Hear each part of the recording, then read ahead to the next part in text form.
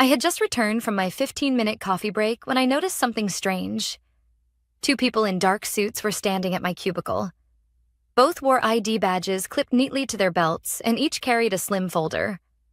One of them was wearing latex gloves, flipping through my drawers as if I were some sort of criminal. The other was photographing my computer screen, moving slowly, methodically. My heart didn't race. It just dropped into my stomach. I knew instantly what this was. I walked closer, clutching my coffee cup, trying to keep my face neutral. "Is there a problem?" I asked. The taller officer straightened. "Jessica Alvarez?" I nodded. "We're conducting a compliance inspection," he said, in that rehearsed tone people use when they've said the same line 100 times before. "Based on an anonymous report." Anonymous. Sure. I didn't need anyone to tell me who had filed that report. Just 2 cubicles away, pretending to be buried in spreadsheets, was Chloe Sanders, my boss's only daughter. The same Chloe who'd started at the company 3 months ago. The same Chloe who made it painfully obvious that she thought my position should have been hers. I looked back at the officers and forced a calm smile. "Go ahead," I said, setting my coffee down. "You won't find anything." But even as I said it, my hands trembled slightly. Not because I was guilty, because I knew exactly how far Chloe had been willing to go. Chloe and I had never gotten along. From her very first day, she treated the office like it was her kingdom, and the rest of us were peasants. She interrupted meetings to clarify points I'd already explained, usually getting them wrong. She would drop her father's name casually, reminding everyone who really held the power. And me? I was the person standing between her and a promotion she believed she deserved. I'd been here for 6 years. I knew the clients, the regulations, the systems. My work wasn't flashy, but it was solid.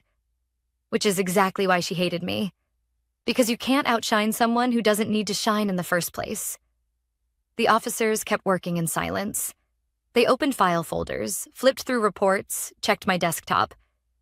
Every now and then, they exchanged glances. That wordless kind of communication that makes everyone around them nervous. I crossed my arms and stayed quiet.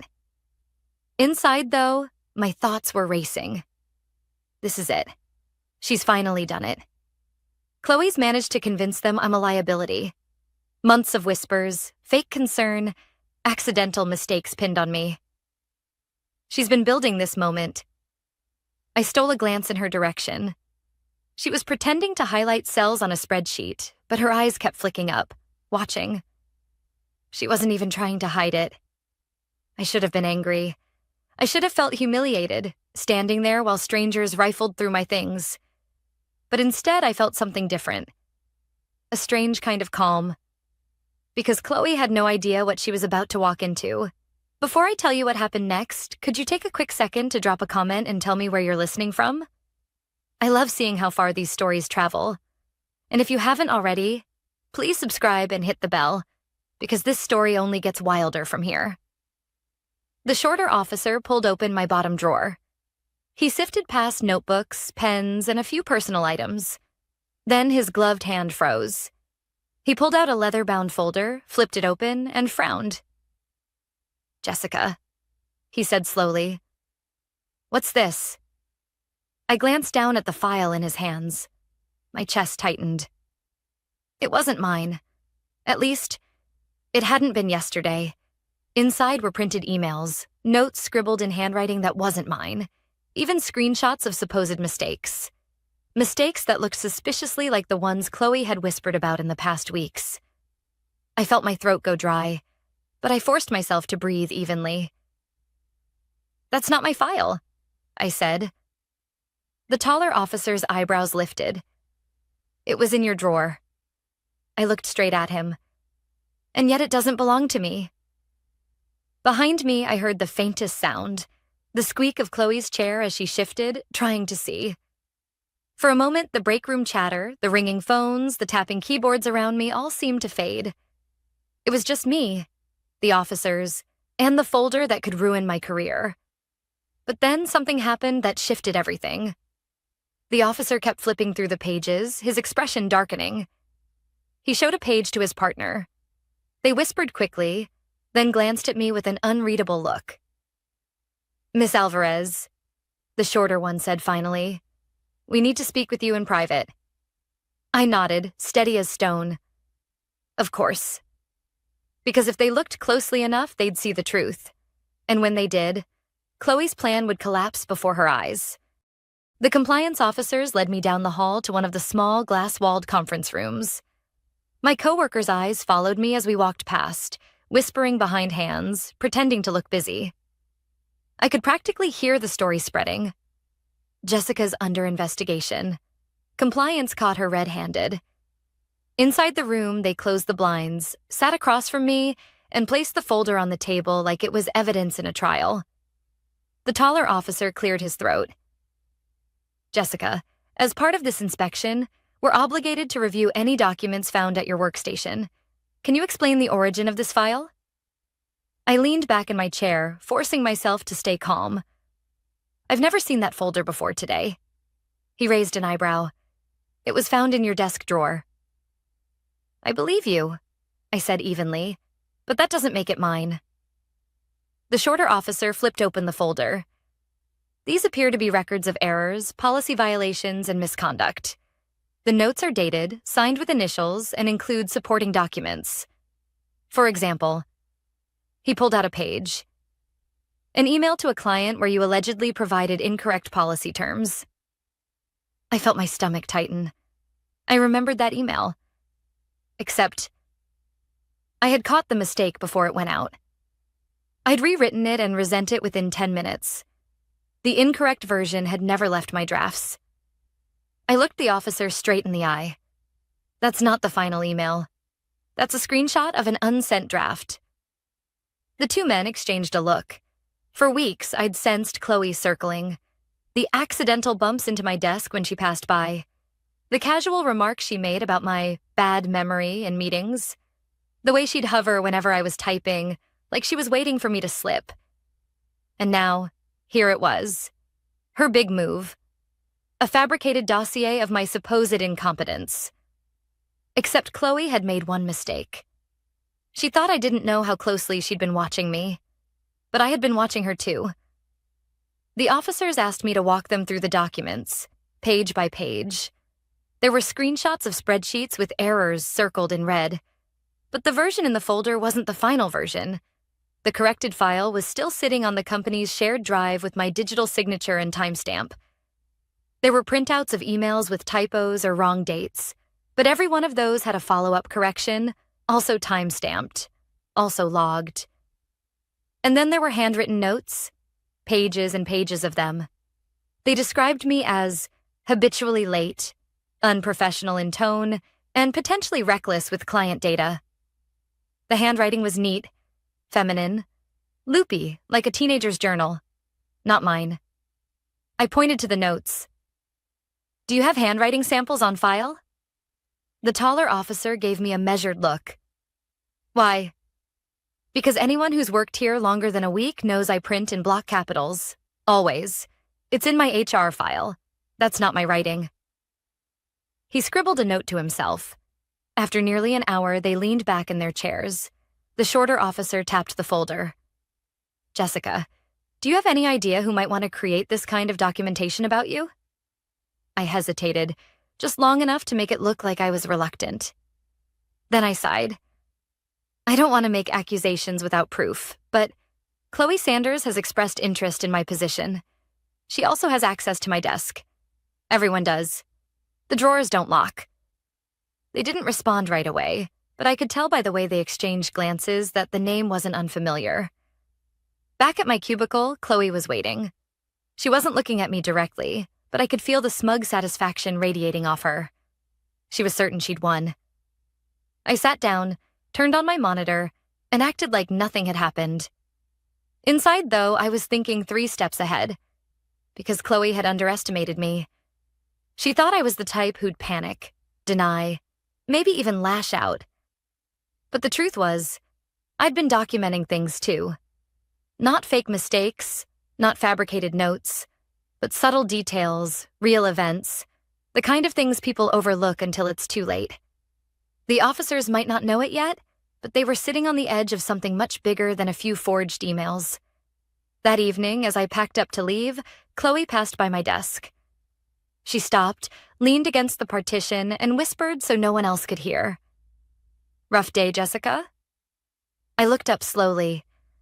"Not as rough as yours will be." Her smile faltered for half a second, but she quickly recovered. "You'll see. People always find out who's really pulling the strings." "Yeah," I said softly. "They do." When I got home, I opened my laptop and reviewed my own records. I hadn't planned it this way, but over the past year, I'd built an archive. Not of mistakes, but of conversations, client feedback, performance reviews, and casual notes that painted a very different picture than the one Chloe was trying to sell. And tucked among those files was something I hadn't needed until now. Proof of Chloe's meddling. Because 3 weeks earlier, I'd caught her in my inbox. She'd accidentally sent a client draft under my name, riddled with errors. But the IT logs had captured her login session. I'd saved the screenshot. Quietly. Just in case. And now, just in case had arrived. I closed my laptop and leaned back in my chair. Tomorrow, the officers would come back with more questions. They always did. And when they asked, I'd be ready. Because Chloe thought she was building a case against me. But what she didn't realize was that she'd been writing her own indictment the whole time. The next morning, I arrived at work earlier than usual. The office was still quiet, only the hum of computers and the faint smell of burnt coffee from yesterday's pot. I wanted time to breathe before the storm hit, but I didn't have long. At 9:12 sharp, the compliance officers returned. They stopped at my cubicle first. "Jessica, do you have a moment?" My coworkers looked up, curious. Some exchanged glances. Others kept their eyes down, pretending not to notice. I grabbed my notepad and followed the officers back to the same glass conference room as yesterday. This time, there was another person waiting inside. Mr. Harrison, our department manager. His jaw was tight, his hands folded on the table. He looked like he hadn't slept. The taller officer began, "Jessica, thank you for your cooperation yesterday. We've been reviewing the documentation. Some things don't quite add up. We'd like to clarify a few details." He slid a page across the table. The email screenshot Chloe had planted. "We checked the client records," the shorter officer said. "As you mentioned, the draft was never sent. The final version was clean. However, this printout clearly came from within the system." "Correct," I said, "but it wasn't taken by me." Mr. Harrison leaned forward. "Do you have proof of that?" I opened my notepad, flipped to the page where I'd written dates and times, and slid it back across the table. IT logs, 3 weeks ago.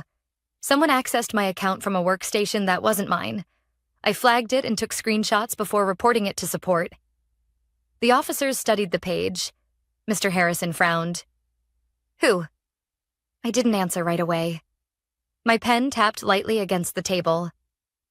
"You'll see the username in the log," I said finally. It wasn't mine. I didn't have to say the name. They'd see it soon enough.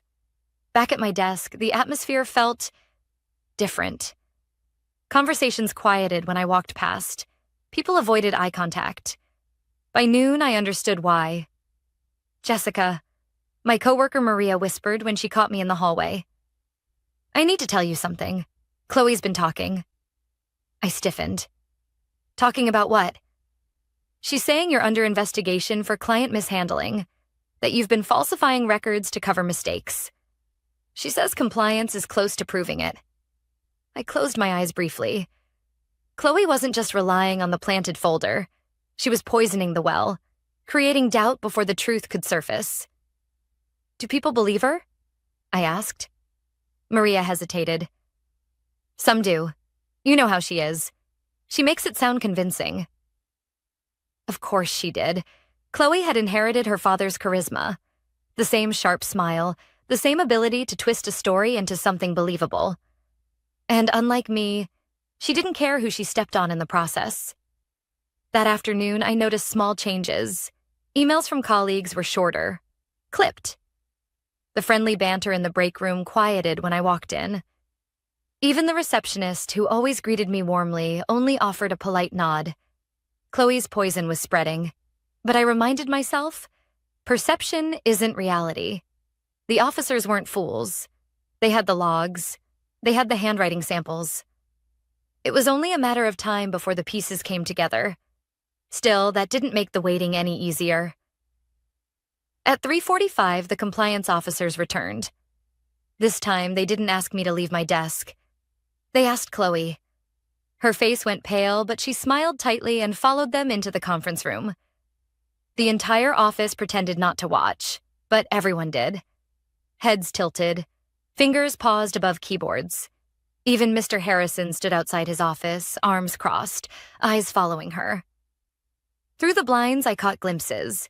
Chloe gesturing with her hands, talking fast. One officer scribbling notes while the other kept his gaze locked on her. Her confidence slipping with every minute. 30 minutes passed. 40. At 50 minutes, the door opened. Chloe walked out, eyes red, jaw clenched. She didn't look at anyone as she marched back to her desk. The officers didn't say a word. They went straight to Mr. Harrison's office instead. For the rest of the day, Chloe barely moved. She typed furiously, but her hands shook on the keyboard. Every so often, she glanced my way, her expression somewhere between anger and panic. And I realized something important. She still thought she could win. She thought this was just a setback. That if she pushed harder, whispered louder, she could still convince everyone I was the villain. But the more she tried, the clearer the contrast became. Her noise versus my silence. Her rumors versus my record. Her chaos versus my calm. As I packed my bag that evening, Mr. Harrison stopped by my desk. He lowered his voice. "Jessica, keep doing your job. Don't engage. Understood?" I nodded, but inside I knew it wasn't enough to just survive this. Chloe had crossed a line. She hadn't just tried to take my job. She'd tried to take my name, my reputation, everything I'd built in 6 years. And if she thought I was going to let that slide, she didn't know me at all. That night, I sat at my kitchen table with my laptop open.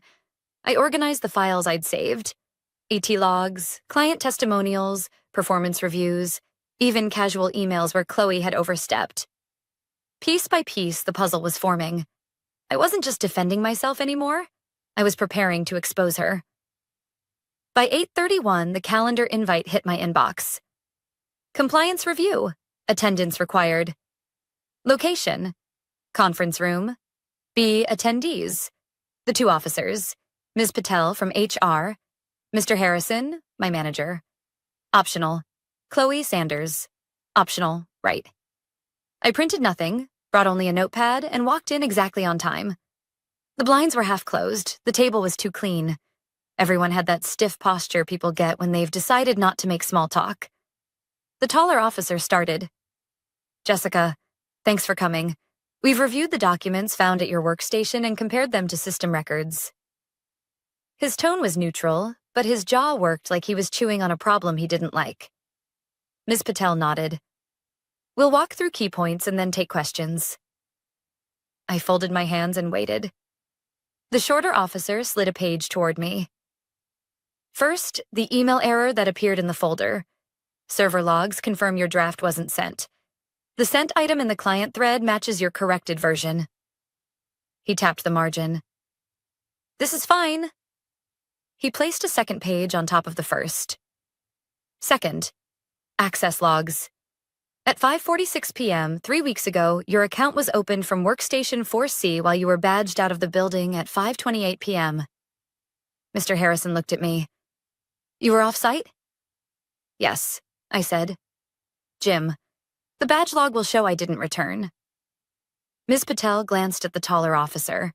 He slid over a printed table. "Security confirmed the badge. We also pulled camera stills from 5:44 to 5:49 p.m. He turned the page around so I could see. The grainy frame showed my row of cubicles, a figure in a camel coat. Head down, hands in my drawer. Even in low resolution, the profile was unmistakable. Chloe's eyes flicked to the photo and away again. "That's not... You can't tell who that is," The shorter officer didn't argue. He placed a new sheet on the stack. Third, print server logs. The hard copies in the folder were produced on Konica Minolta 2E at 6:02 p.m. same day. Job owner, C. Sanders. Silence swallowed the room. Even the air vent sounded loud. Chloe let out a breathy laugh. We all print under shared queues. Anyone could. It wasn't a shared queue. The taller officer said quietly. It required network login. The job metadata includes the user hash. He looked at her, then at Ms. Patel. We verified it with IT. Mr. Harrison sat back. His face went a shade paler. Where was Mr. Sanders looped in on this? He asked, voice careful. He's Chloe's father and her skip level. Ms. Patel's expression didn't move. He was copied on the initial anonymous complaint. He has been recused as of this morning. That should have happened at the outset. She didn't look at Chloe when she said it. She didn't need to. I kept breathing. Steady in, steady out. I could feel the weight shifting in the room like a table finally settling on 4 legs. The shorter officer continued. We also compared the handwritten notes in the folder to samples from personnel files. They don't match yours. They do, however, match a training form initialed by Ms. Sanders during onboarding. The slant, the looped G's, the open A's. I was documenting concerns. Chloe cut in, voice sharp. Whistleblowing is encouraged here, right? Or do we punish people for caring about standards? Ms. Patel folded her hands. Whistleblowing is protected. Fabrication is not. Chloe's jaw twitched. I didn't fabricate anything. She's sloppy. Everyone knows it. Mr. Harrison looked at me, then back at Chloe. We don't know that. I opened my notepad and slid a single-color printout toward the officers. There's one more thing. My voice surprised me with how calm it sounded. 3 weeks ago, there was a client draft sent under my name with multiple errors. I caught it and resubmitted. IT traced the origination to CSANDERS on workstation 5B during my lunch hour. I reported it to support but asked them not to escalate unless it became a pattern. The taller officer scanned the printout, then pulled a second copy from his folder like he'd already been there. We have this. Thank you, Chloe gripped the edge of the table. You can't prove intent. People ask to help all the time. I was helping. Jessica leaves things half done. Intent is precisely what we're establishing, Ms. Patel said, still calm. We're also establishing process failures, including the lack of early recusal for your father. Chloe's head snapped toward her. He did nothing wrong. Ms. Patel didn't blink. That's why it's called a recusal, to protect all parties. The taller officer pushed the planted folder away like it was something that might spill. Jessica, do you have anything else you want to add? I thought about all of it.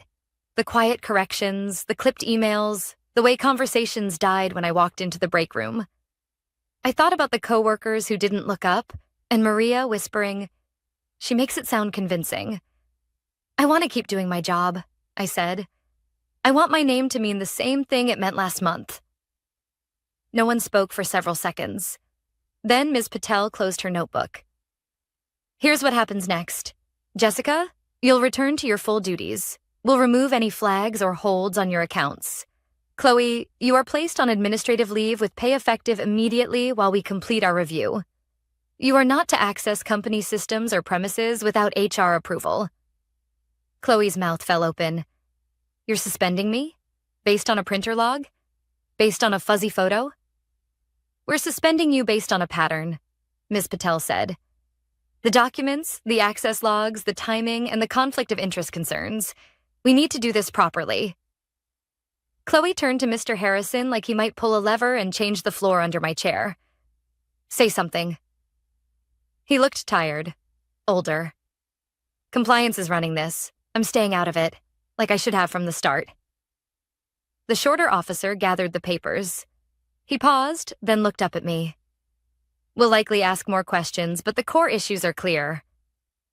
As we stood, the taller officer added almost gently, for what it's worth, we don't like being used.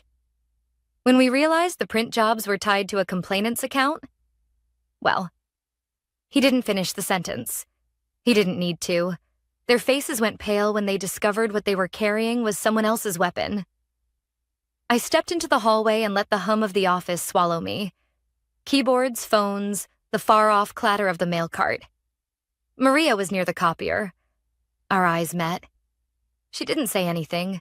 She just nodded once, slow, like we were finally standing on the same piece of ground again.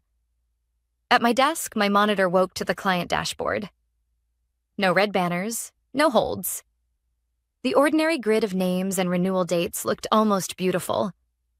A minute later, security appeared at Chloe's cubicle with Ms. Patel. They spoke quietly. Chloe handed over her badge and laptop, movements jerky, like she couldn't quite believe the physics of what was happening. She didn't look at me. She walked out without drama, just a tight line where her mouth should be. The office didn't cheer. No one clapped. That isn't how real life works. People stared at their screens and typed and pretended not to notice what they were noticing. I took a breath and opened the next client file. This wasn't over. Administrative leave wasn't a verdict. Policies take time. Processes have to be followed. Endings aren't clean lines on a calendar invite. But for the first time in weeks, I felt the table steady under my hands. And then my phone buzzed. Unknown number. Internal extension. Jessica? The voice was firm, unfamiliar. This is Elaine Mercer, Director of Compliance. I'd like to meet with you privately this afternoon. There's something you should see. It concerns Mr. Sanders. I stared at the receiver, the cursor blinking on my screen. Of course there was more. Send the invite, I said. I'll be there. At 3 p.m. sharp, I walked into the 12th floor conference room. The skyline stretched behind the glass like a backdrop, the city buzzing far below. Inside sat Elaine Mercer, the Director of Compliance. I'd only seen her twice before, both times in all-hands meetings. She carried herself like someone who didn't need to raise her voice to be heard. Jessica, she said, gesturing to a chair. Thank you for coming on short notice. Her tone was calm, but the folder in front of her was thick. Too thick. The door shut behind me with a soft click. Elaine flipped the folder open. We've concluded the initial review of the documents planted in your desk. You should know, Chloe's actions weren't isolated. They were supported directly or indirectly by her father. I blinked. Mr. Sanders? Yes. Elaine slid a paper across the table. It was an email thread, heavily redacted but clear enough. The anonymous complaint had originated from his account. He had blind copied Chloe. He had coached her on phrasing, even suggested attaching the evidence she had compiled. I felt my stomach twist. So the anonymous report wasn't anonymous at all. Elaine nodded. Exactly. Normally, we encourage employees to raise concerns, but anonymity doesn't mean immunity. Using the process to settle personal scores, that's an abuse of the system. I stared at the page. 6 years I'd worked here. 6 years of clean reviews, loyal clients, late nights making sure nothing slipped through. And my boss had decided his daughter's ambition mattered more than my career. Elaine continued. Here's what happens next. Chloe remains on administrative leave while HR completes a formal review. Her father has been placed on interim suspension pending the outcome. Compliance will recommend escalation to the board. I exhaled slowly, barely believing what I was hearing. She leaned forward. Jessica, your record is clear, more than clear. Client satisfaction scores, system logs, peer feedback. Everything points to consistent professional performance. You are not under investigation. Do you understand? For the first time in days, my chest loosened. Yes, I said quietly. Good. Now I need to ask you something. She closed the folder and placed both hands on it. What do you want moving forward? The question caught me off guard. What did I want? My first instinct was simple. To keep my job. To go back to my desk, to my routine, to the safety of normal. But normal was gone. Chloe had made sure of that. I want my work to speak for itself, I said finally. And I don't want to look over my shoulder wondering who's waiting to sabotage me next. Elaine studied me for a moment. Then she nodded. Fair. Back at my desk, the office felt different. People weren't avoiding me anymore. Maria stopped by with a smile that looked more like an apology. Daniel from finance dropped off a file and lingered, asking how I was holding up. The tide had shifted. Chloe's cubicle was empty, her chair pushed in neatly. Her father's office, the corner one with the view, sat dark. For the first time in weeks, I allowed myself to breathe. 2 weeks later, the official announcement went out. Effective immediately, Mr. Sanders has stepped down as department head. Chloe Sanders is no longer employed with the company. The email was short, clinical. But the shockwave rippled through every floor. People whispered in break rooms, speculating about what had really happened. I didn't add to the rumors. I didn't need to. Because the truth was already in the files, in the logs, in the handwriting that wasn't mine. That Friday, Mr. Harrison called me into his office. He looked tired, older than I remembered, but his voice was steady. Jessica, I owe you an apology, he said. I should have protected you sooner. I should have questioned what was happening instead of letting it play out. I let politics cloud my judgment. I didn't say anything. Sometimes silence is the only honest answer. He cleared his throat. The board approved my recommendation. Effective Monday, you'll be promoted to senior account manager, full control of the client portfolio. I blinked. You're serious? He nodded. You earned it long ago. This company needs people who build trust, not tear it down. That evening, I sat at my kitchen table, the promotion letter in front of me. The city lights shimmered outside my window. I thought about everything.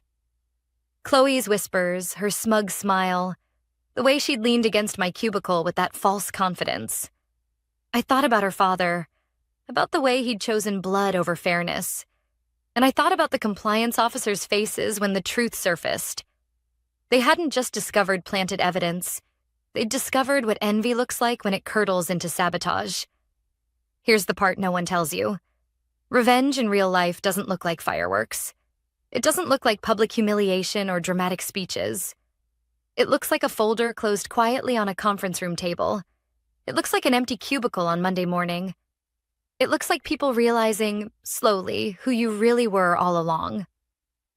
I still walk past Chloe's old desk every day. It stays empty, waiting for a new hire.